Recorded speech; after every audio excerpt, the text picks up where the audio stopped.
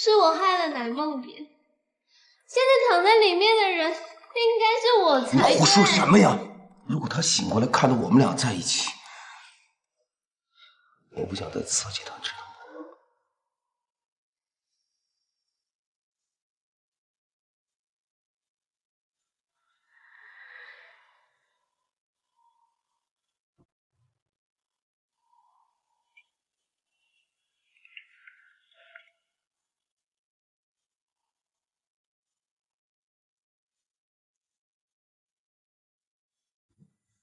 你醒了。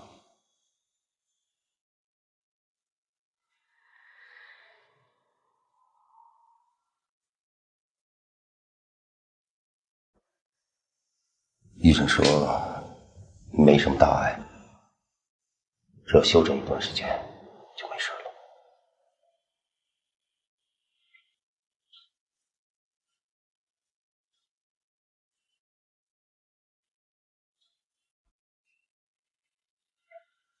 我知道我伤害到你，真的对不起。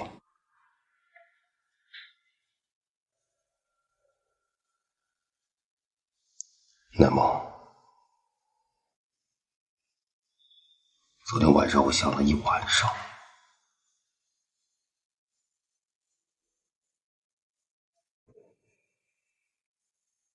过去的事情就让它过去吧。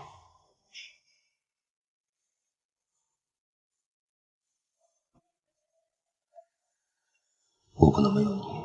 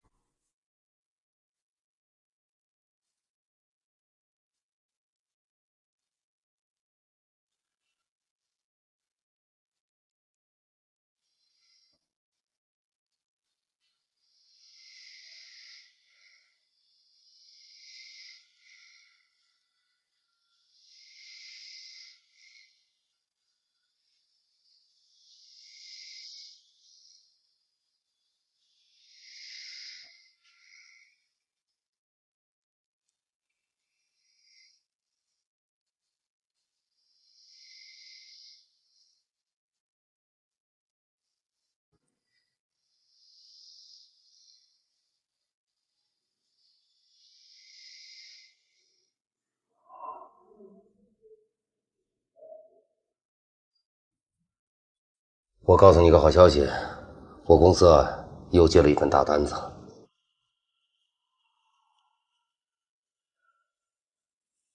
恭喜你！我今天真的很高兴，你终于肯跟我说话了。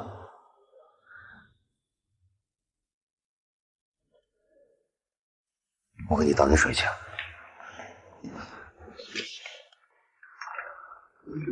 你和他是怎么认识的？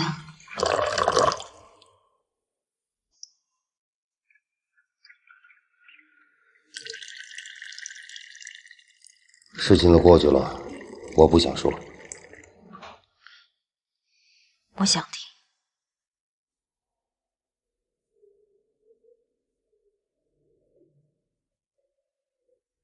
我不想骗你。我能不说吗？我想听。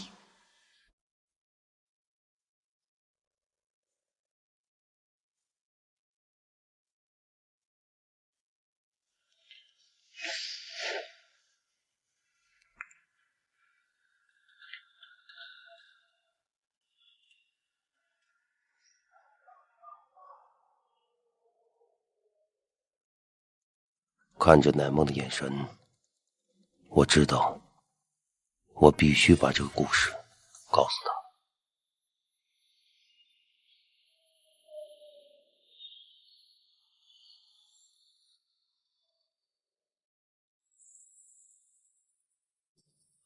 大学毕业以后，我进入了梦寐以求的广告圈，从底层开始做起，每天疲于奔命，奔波在城市之中，跟大家一样，都希望有朝一日能有一家属于自己的广告公司。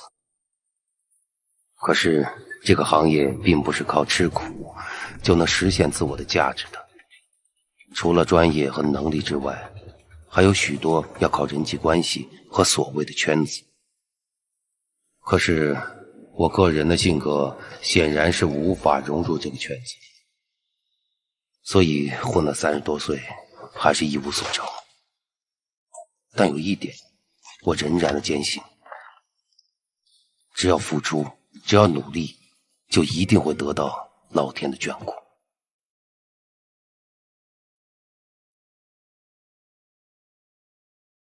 哎，对，侧一边。好。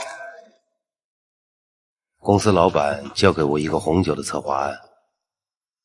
这些天呢，我一直在忙于这个策划案的准备工作，一直在为这个广告的表现形式而苦恼。直到有一天，我看到了一张女孩的照片，于是我就认定，她就是我这个广告的女主角。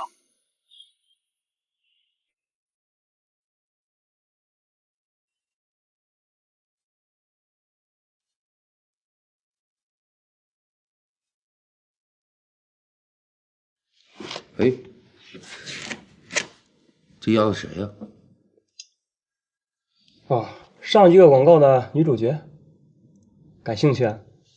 大一新生，照片背面有电话。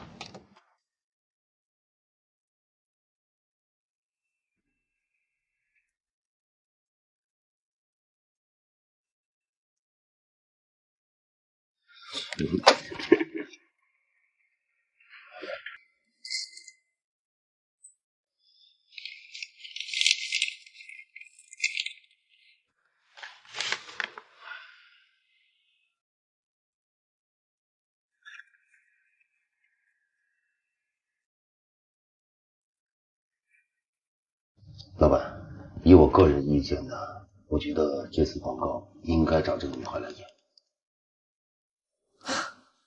可是我们的消费对象大部分是男性啊。我当然知道，这不正好体现出反差吗？体现出购买群体的广义性。从另外一个角度说，相反加大了这次广告的力度。你这个论调倒是挺新鲜的，我是头一回听说。不过不知道客户愿不愿意冒这个险，而且这和我们之前的提案大相径庭啊，你怎么解释呢？这方面我也考虑过，所以在做这个方案的时候呢，我把各个角度呢都写进去了。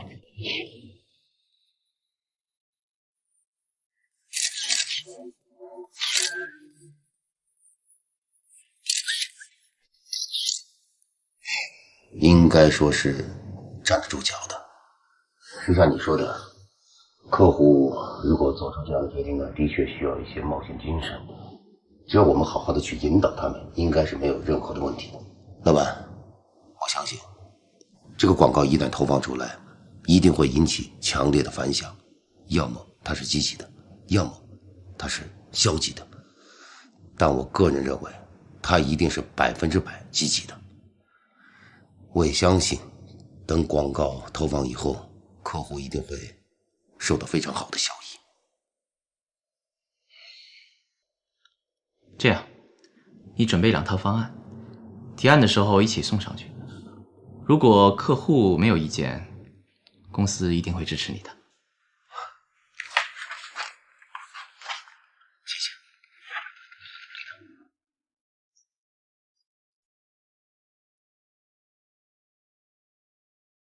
对我来说，这次红酒广告是一个来之不易的机会。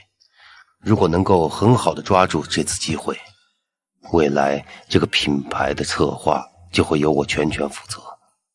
所以说，我必须拿出120分的精力和热情去对待它。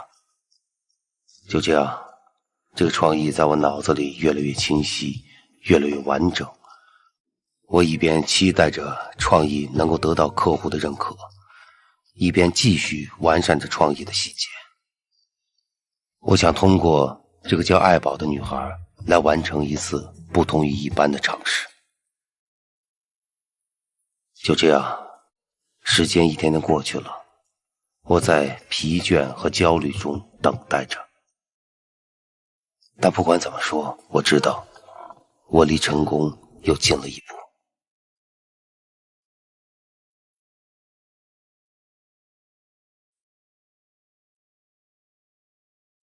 这么投入啊！我这么大个活人站在你身后，一点感觉都没有。老板，坐在这。我的创意客户那边通过了吗？你猜怎么着？成了。客户对你的想法非常满意，觉得这是一个很有意义的创新，而且非常值得为这个广告冒险一试。我想，如果这个广告播出成功的话，你一定会在业界崭露头角的。谢谢老板，谢谢公司给机会。谢谢。行，我就来告你一声，接着忙吧。哎，走了。谢谢啊。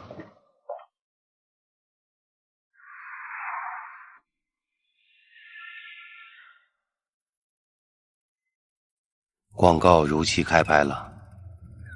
虽然我在现场的身份是个广告策划，但说实话，实际是个杂工，什么都干。可在我心里，那份成就和满足感却是无法形容的。来，准备开办了啊！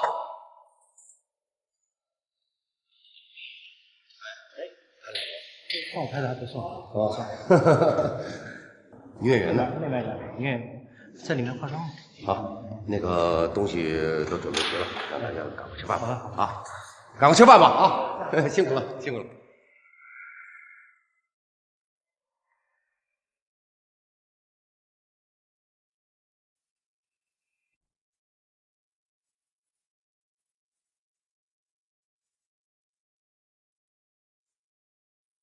哎，李朵，这是我们林策划。嗨，你好，我是李朵。你好。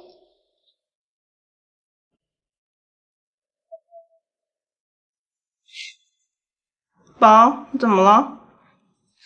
我头痛。来，起来喝点热水。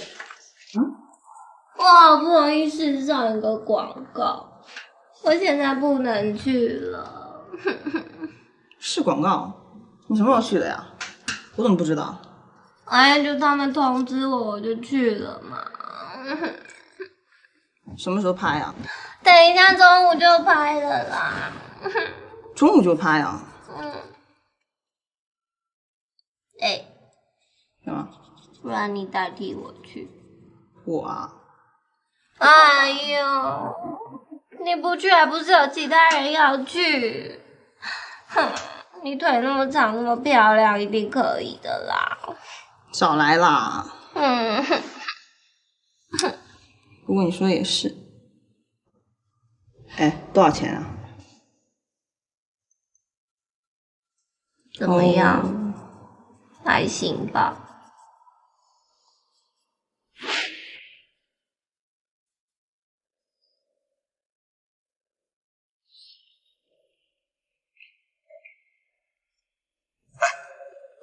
对不起啊，打扰一下，那个怎么回事啊？怎么女演员突然换了？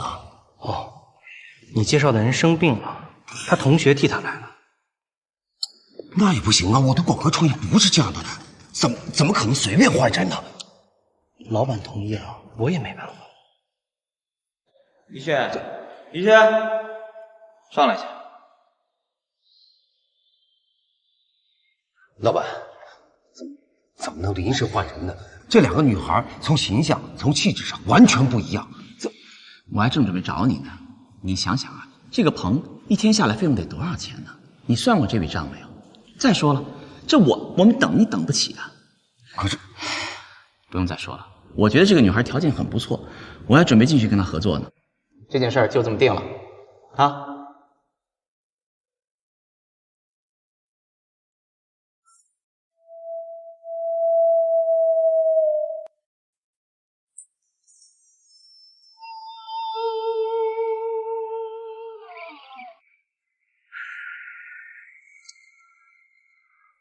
那个，这不远处呢就是地铁，那我就送你过去了。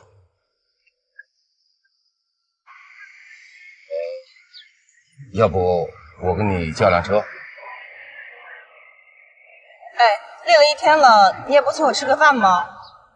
而且如果不是今天我临时顶上的话，估计你这个事情就砸了吧？你不谢谢我？想吃什么呀？随便。我请你，麦当劳吧。麦当劳是垃圾食品，吃了会发胖的。要不茶餐厅怎么样？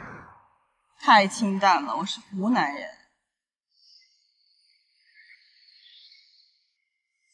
我知道了，前面有个湘菜，我带你吃湘菜。北京的辣椒都不好，做出的菜肯定不正宗。小姐，你这也不吃那也不吃，你到底想要什么呀？随便。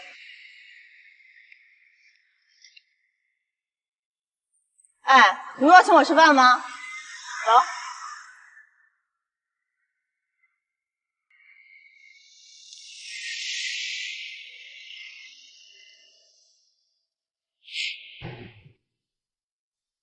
累了吧？要不明天我再跟你讲。当时来的不是爱宝，你一定很失望吧？我本以为随着广告的结束，一切都结束了，可故事正因为这个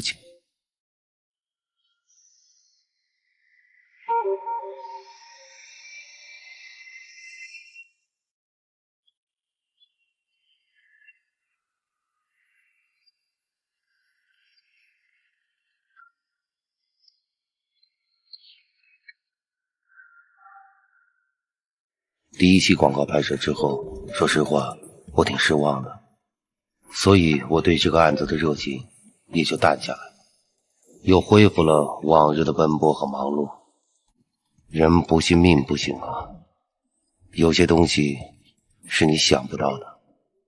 当你不去在意一件事的时候，相反，事情会找上你。所以说，命中该发生的，总会发生的。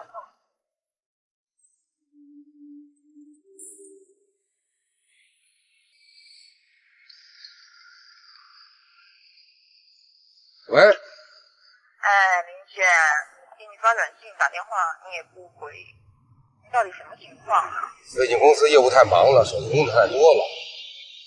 怎么了？什么事儿？好久没见你了，约你出来放松一下呀。哦，对了，我还要带一个人见你，有点不散哦。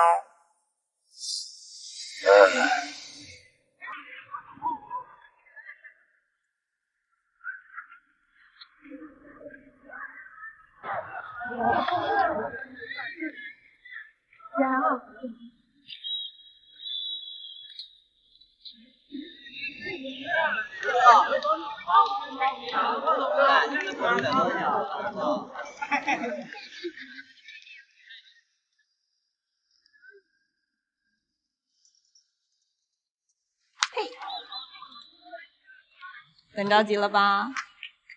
你瞧瞧，你瞧瞧，急急忙忙把我叫过来，又让我等那么长时间。我慢吗？男生本来就应该等女生嘛，而且我不算慢的，还比我更慢的嘞。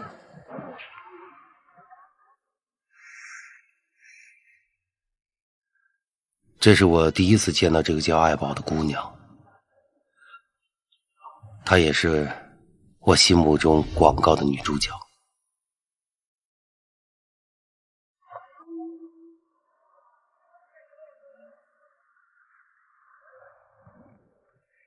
给你介绍一下，这是我的好朋友爱宝。你好，我叫林轩。你好啊，大叔。你叫我什么？叫我大叔？我有那么老吗？不许调戏大叔啊！哎，大叔不是调戏，大叔是一种礼貌跟尊称。行，就算是礼貌吧，爱叫什么叫什么。准备好了啊？走吧。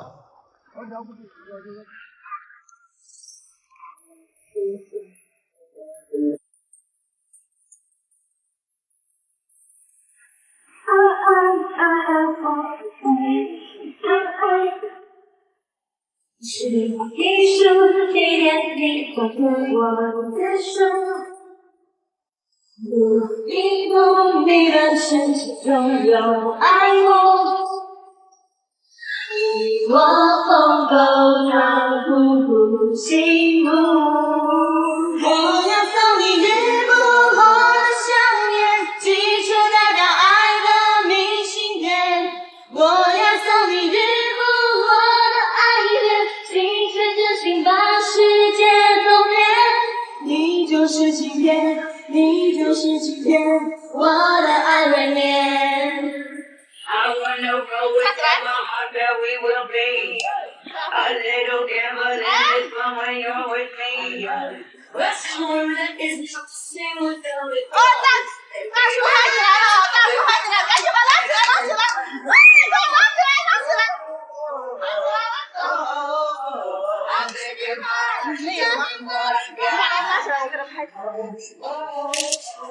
我想你一定知道，你是我的甜美，你是我的 baby。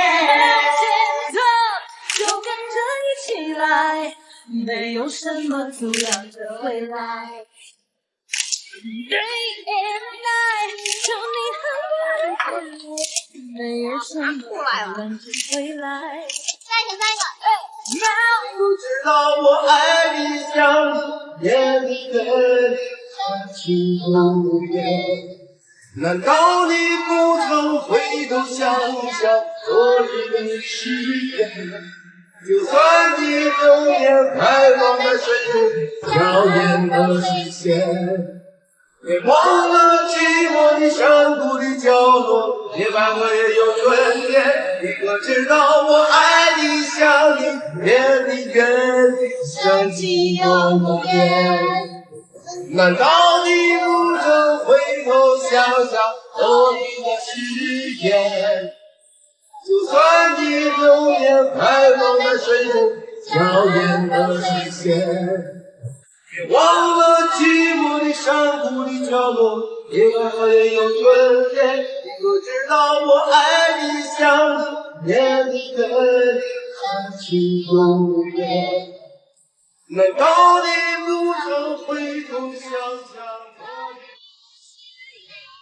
那段时间真的是不容易啊，每个月工资也就4000块钱，还要交房租啊、水电啊、电话费、网费，还有交通费。反正怎么说呢，一个月吃饭钱呢不能超过1000块钱，要不然到月底的时候连碗拉面都吃不起了。我也跟他们下过几次馆子，看过几场电影，也曾经奢侈过跟他们一起打车。这一个月下来真的剩不了多少钱了，最后到月底的时候只能一个人偷偷的啃着方便面。后来发展到我跟同事借钱陪他们一起出去玩。其实他们也看出来了，我没钱并不富裕，所以经常都把钱买单。即便是如此，我的日子还是过得紧巴巴的。你也真够不容易的。现在想起来这些事情还是挺可笑的。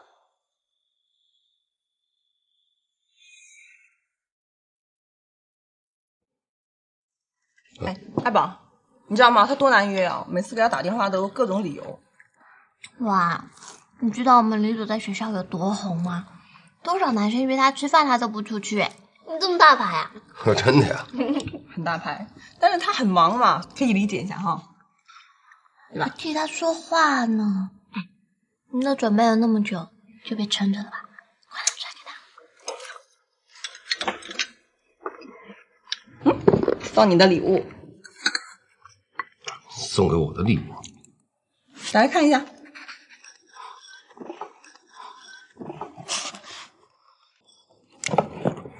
你无缘无故送我礼物干啥呀？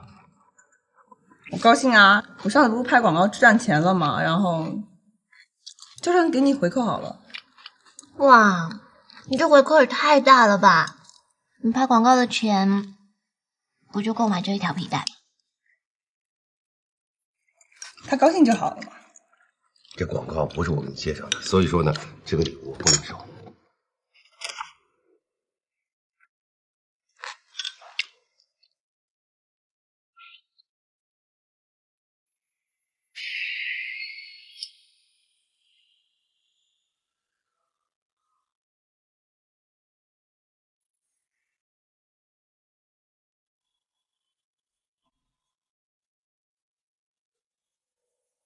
我知道李朵她对我有好感，可在我心里，我只把她当成朋友。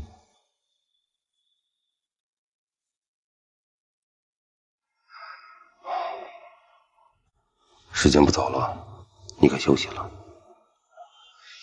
想听。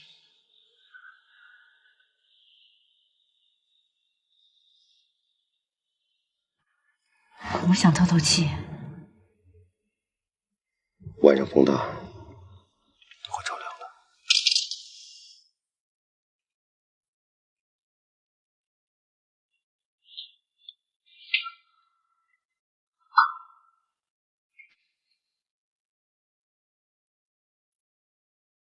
继续说你和爱宝的事吧。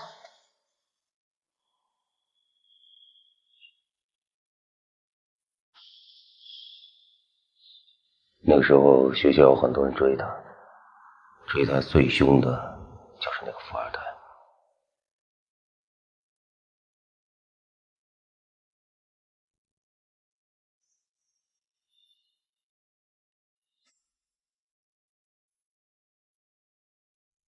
爱宝，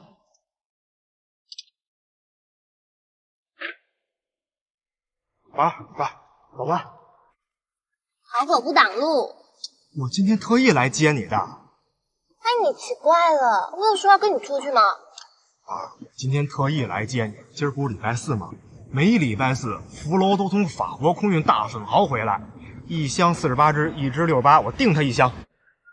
哎，宝，别走，吃不了没关系，吃不了咱搁那儿摆着，对吧？再说了，那不是还有同学呢吗？给他们带2只回来。哎，我还有，就是我这车呀，只能坐1个人。不去。哎，宝别走啊！别，宝，别走啊！怎么？宝，哎，不是我，哎，我这，宝，我。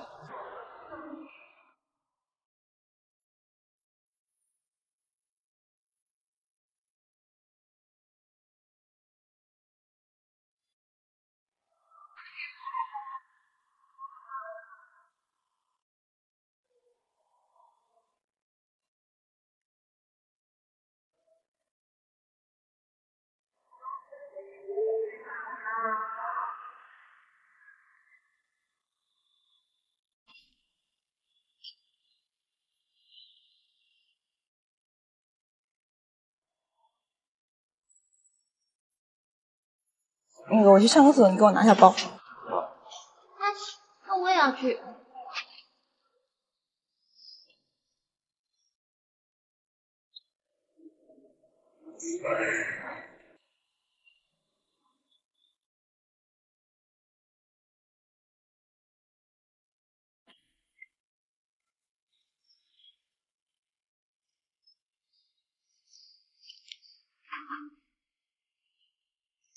呀，大叔，您在这是卖包呢还是买包呢？关你什么事儿啊？哎，别走啊！您说您给人拎着包多不合适，给人买2个呀，又不贵，是吧？您说您干爹的年龄不干干爹的事儿不合适，对不对？哎，老叔，喂，别打着我啊！哎，碰我是吧？不碰我是吧？不动我是吧？不是你动我是吧？干什么？有一姑娘给你撑腰是吧？还真够爷们儿的。行，今天呢，看宝的面子上放过你一马啊！滚！哎，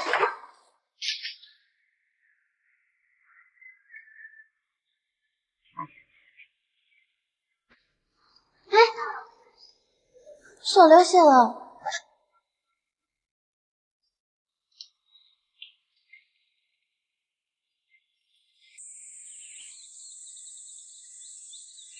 这个刘葛真是的，走到哪里跟到哪里，阴魂不散。欠扁。哎，过让我看一下你，你手我手没事儿，都流血了还没事，我去给你买点药。不用，一点小伤，真的不用。不行，我觉得不用药会感染的。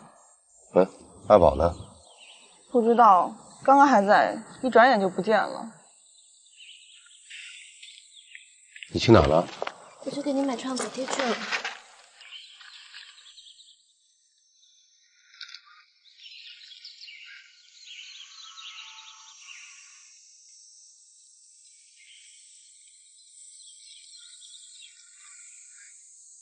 哎，我们去吃饭吧，把这倒霉的事情都忘了。都饿了吧？我也饿了。走，咱们吃饭去，我请客。走。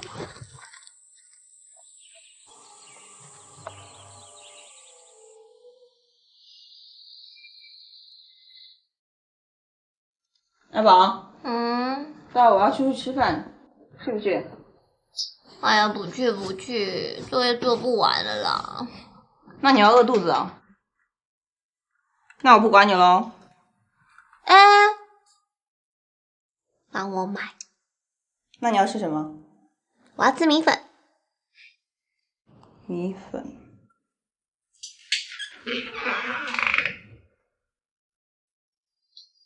你觉得林一轩这个人怎么样？干嘛？没事，只是他也喜欢吃米粉。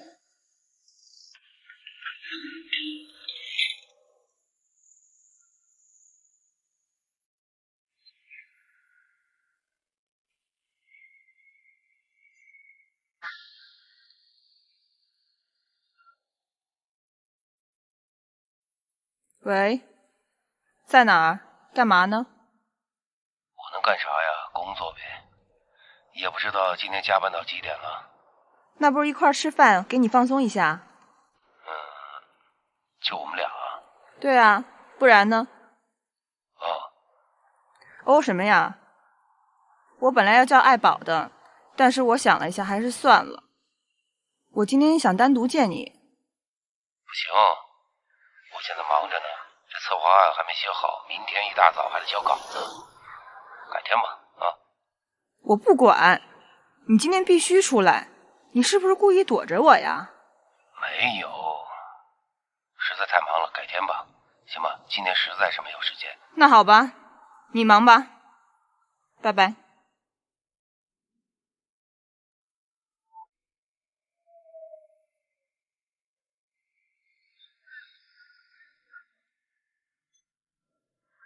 怎么女演员突然换了？你介绍的人生病了，他同学替他来了。那也不行啊！我的广告创意不是这样的，怎么可能随便换人呢？不许调戏大叔啊！大叔不是调戏，大叔是一种礼貌跟尊称。去哪儿了？我去给你买创可贴去了。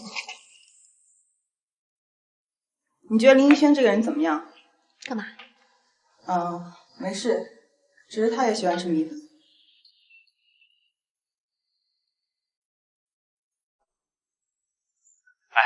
朵儿，我刘葛。干嘛？你千万别挂电话啊！别怪哥哥我没提醒你，你还真得看见了你那个老男人，我看他没安什么好心眼儿。这样回学校我跟你细说，就这样，先挂了啊。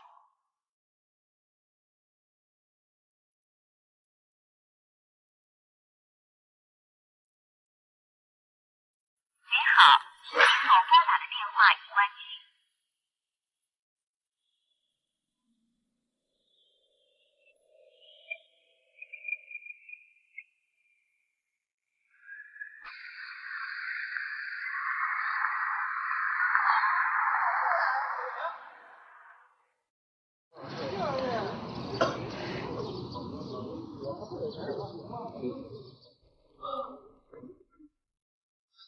怎么就你一个人呢？不然嘞还有谁啊？你不是说爱宝跟你在一起吗？没有啊，我一直都是一个人在这吃饭呀。哎，如果说爱宝没在的话，你是不是不会来啊？吃饭。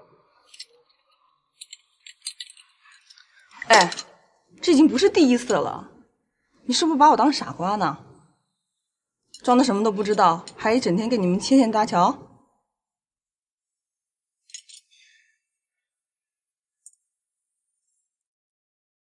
你要是个男人，就敢做敢当。你叫我来吃饭，就想跟我说这些啊？那好，你想知道什么？你问。你是不是喜欢爱宝？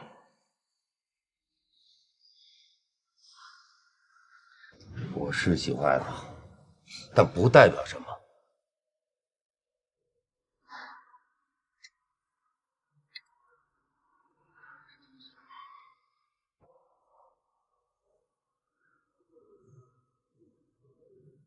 我让你说你就说，你就不知道说句谎话哄哄我吗？说句谎话会死啊！那我们呢？我们之间算什么？李董，你别忘了，我们是朋友，只是朋友。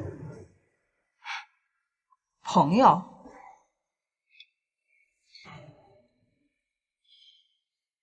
我不管你怎么想的，我只知道，我喜欢的男人，在我的眼皮底下喜欢上了我最好的朋友，把我当傻瓜，在我面前演戏。林一轩，我告诉你，我得不到的，别人也别想得到。咱们走着瞧。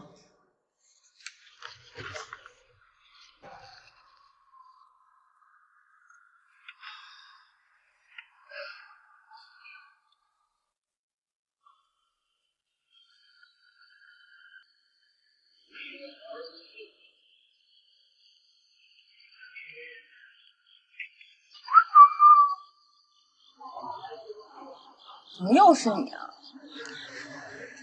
哎呀，别那么不给面子呀，是吧？好歹咱也同学一场啊。我看你是好了伤了忘了疼吧？哎，就那点小伤，小鸡我还真不在乎。你干嘛？这给你。平白无故干嘛送我东西啊？哟，不要啊！不要行了。拿来。早这样不就行了吗？说吧，什么事儿？要是追爱宝啊，我还是算了吧。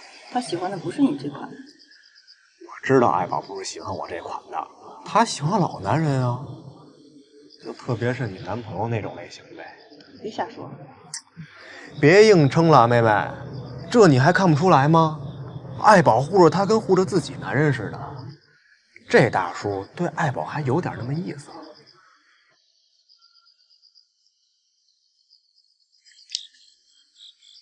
那你想怎么样？我呢是想这样，你帮我牵住这大叔，爱宝这边呢我自己搞定。其实啊，我也是为了帮你。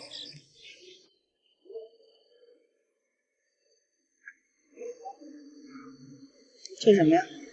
这是我朋友给我的，据说放在水里头，只要喝一口，立马断片。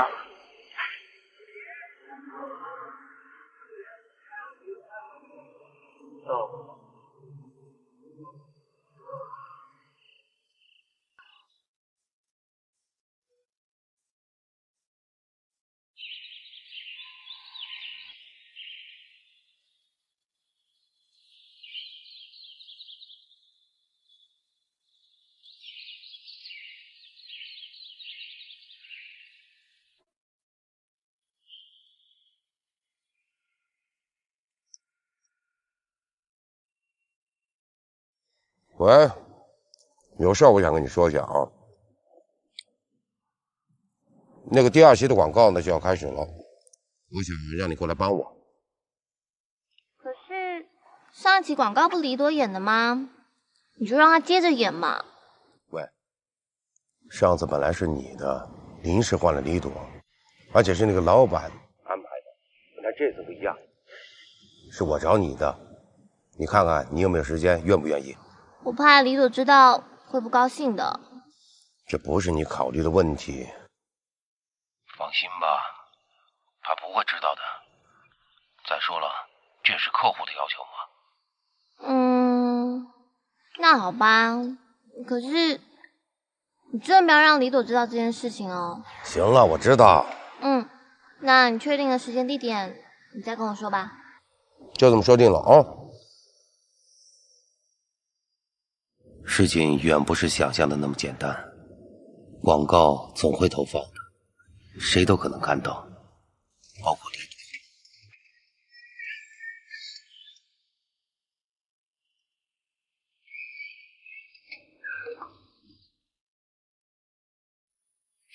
好。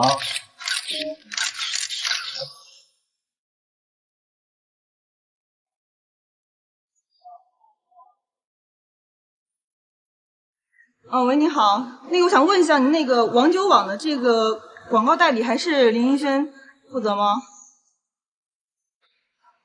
没什么事。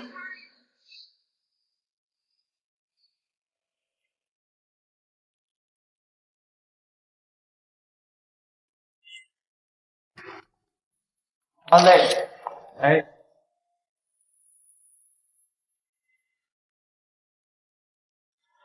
好。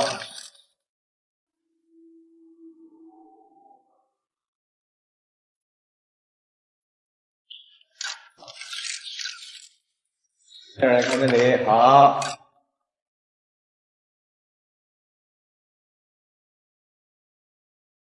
2杯子，拿过来。啊。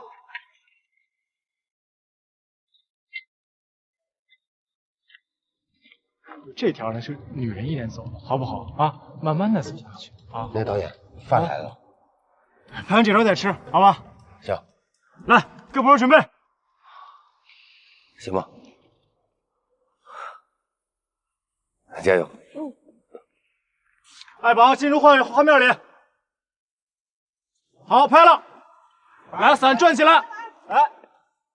来，正好，爱宝往后退。爱宝往后退点。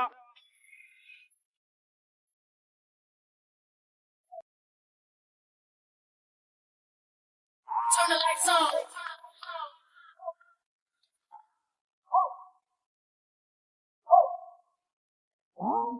Every night I rest in my bed with hopes that maybe I'll get a chance to see you when I close my eyes. I'm going out of my head, lost in the fairy tale. You hold my hands and be my guide. I'm filled with stars, cover your skies, and I hope it rains. You're the perfect lullaby. 老妈，我告诉你，今天拍的特别好。我喜欢你抱着我的感觉。傻孩子。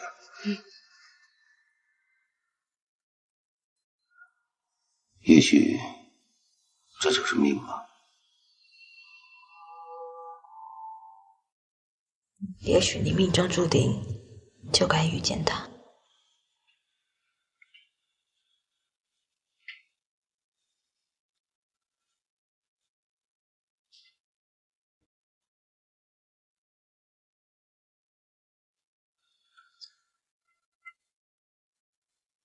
继续说吧。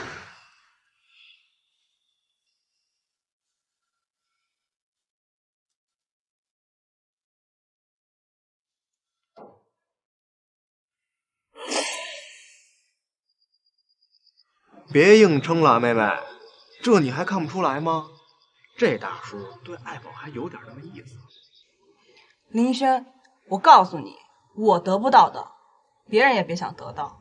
你呢，帮我牵着这位大叔，爱宝的事我自己来，这样也是为你好。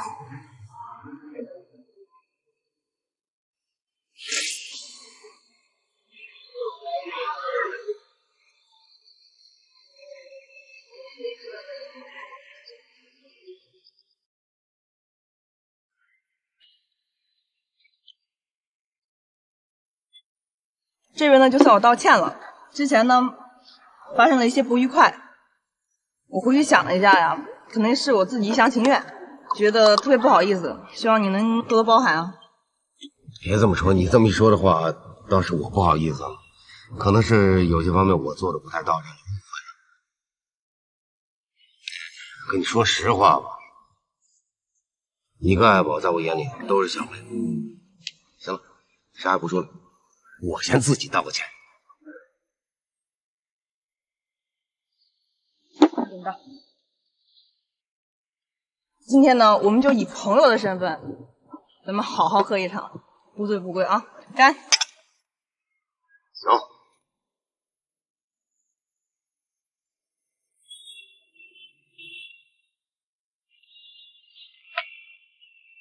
干！干！干！干了，再来！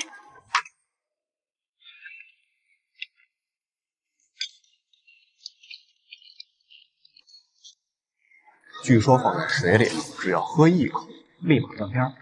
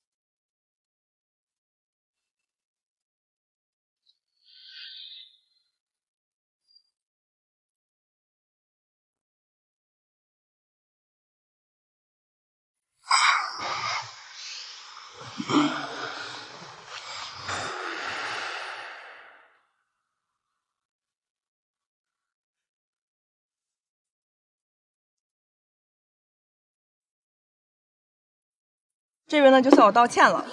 今天呢，我们就以朋友的身份好好喝一场，干！干！干了！你难道不想跟我说点什么吗？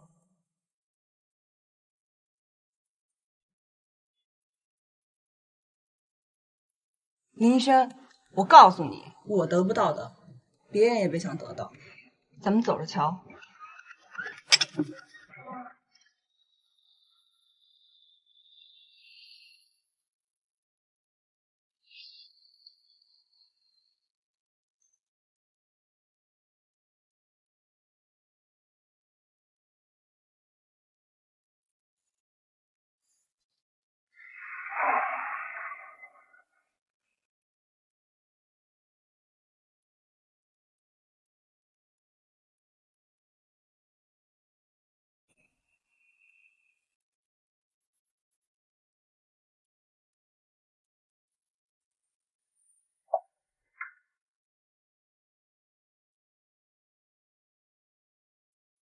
林轩，你是个混蛋！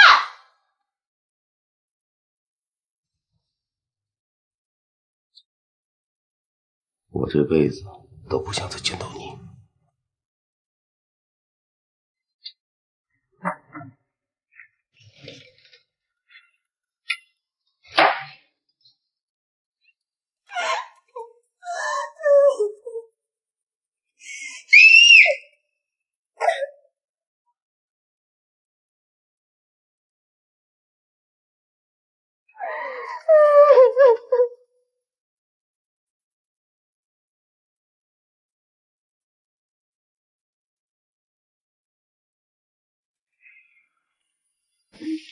别推了，停一下吧。怎么累了？如果累的话，咱们回病房去。我们的故事讲到哪儿了？接着说吧。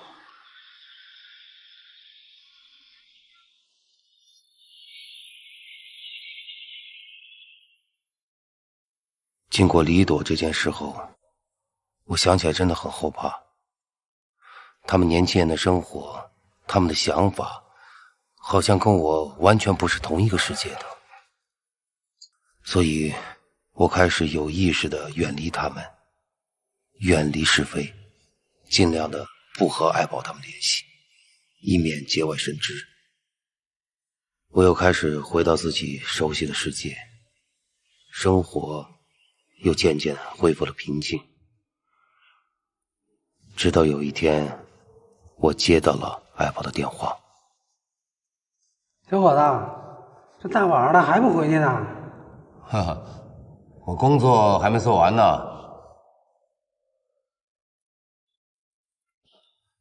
哎，大爷，你怎么还不走啊？我呀，我这不是没办法吗？我要不工作，我就得喝西北风啊。我跟你一样。那你老婆呢？你这么加班，你老婆就不心疼你啊？像你这个年纪的小两口，那可正是如胶似漆的时候啊。我还没老婆呢，老婆还不知道在谁的肚子里待着呢。那就赶紧找一个吧，找一个你就不这么拼命喽，可别混得跟我老头子一样。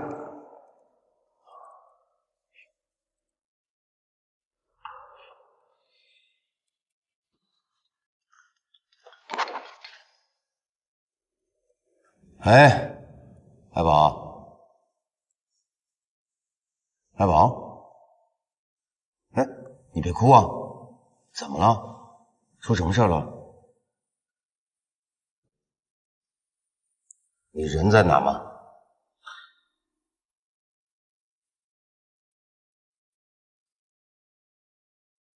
这样，我马上过去，你在学校门口等我啊。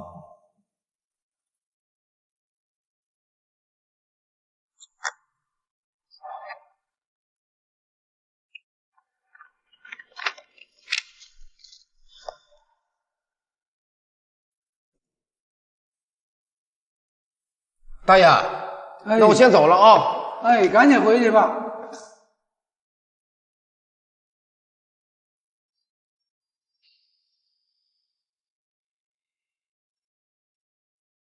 爱宝，你怎么样？你赶紧跟李朵解释解释啊！放心吧，这事儿我去解释。来，把衣服披好了。没事吧？没事。还说没事儿，他发烧了。走，我带你去。把衣服扣好。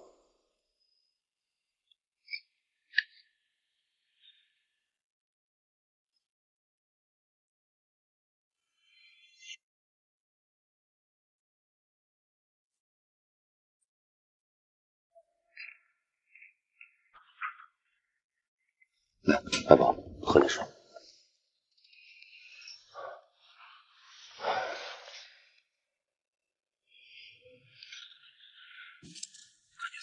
好点吗？好多了。弄的怎么会搞成这样？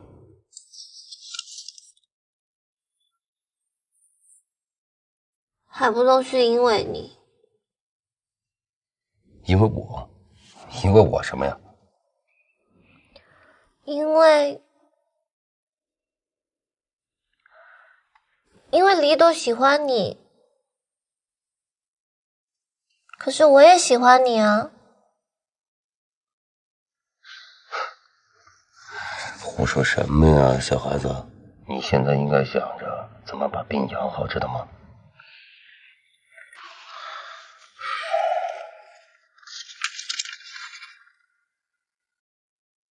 今天晚上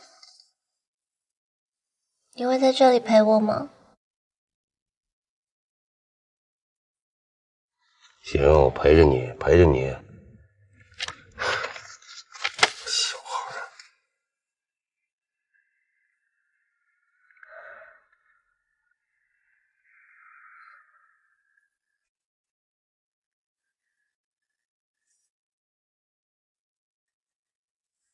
爸，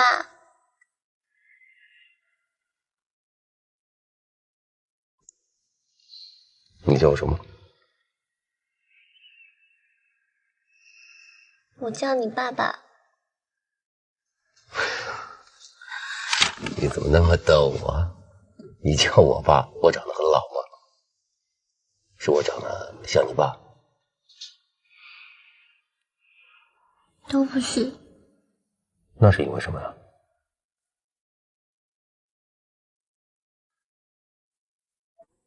因为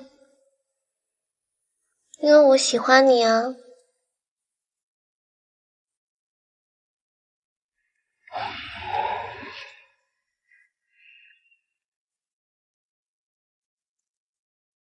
我妈她和我爸在一起，没有名分，所以她恨极那样的生活。于是她把怨气都出在我身上。吃饭呀！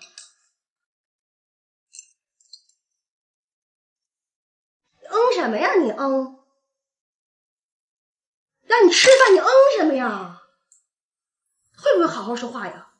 看那副刁样儿，长得真像你爸。吃不吃啊？你吃不吃饭呀？你倒是！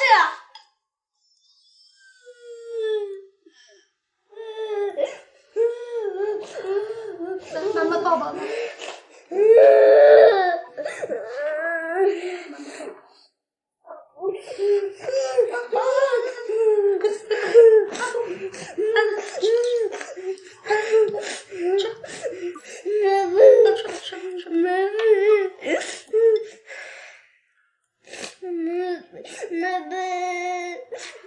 叫你爸爸呢？你爸爸管你吗？对啊，他谁都不管，你知道吗？你还哭他吗？行，快，真烦人嘞！什么孩子呀？自己哭吧，自己哭吧你。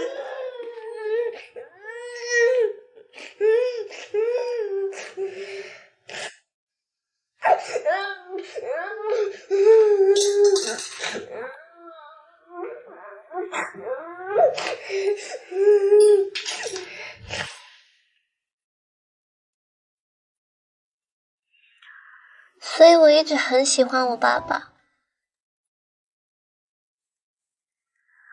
我爸在的时候，我妈她就特别的温柔，不论是对我，或是对爸爸也好。所以我一直希望爸爸可以一直陪在我身边，因为这样我妈她就不会乱发脾气，我就能拥有一个正常又幸福快乐的家庭。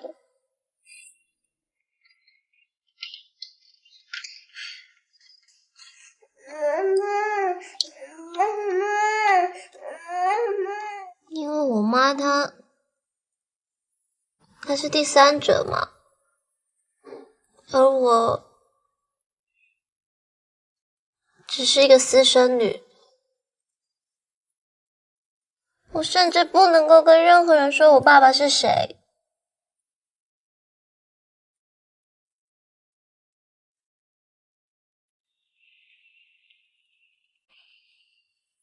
原来是这样。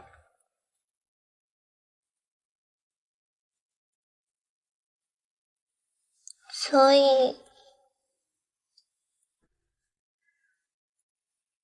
我能够叫你爸爸吗？